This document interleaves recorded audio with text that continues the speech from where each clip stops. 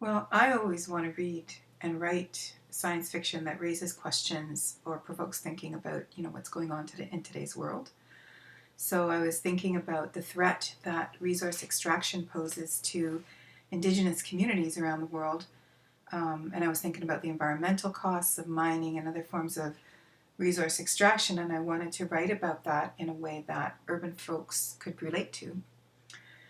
As someone who's lived in the city all of my life, I sometimes find myself very challenged to understand the magnitude, the stakes for small communities that are being impacted by resource extraction, by fracking and mining and oil drilling and all of that.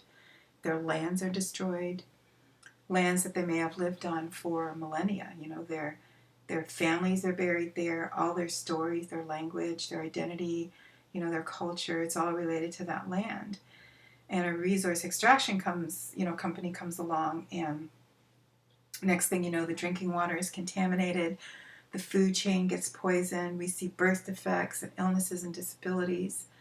And sometimes people are relocated without their consent. Sometimes they have to move. They're never adequately compensated. The government and the police are always supporting the large corporations.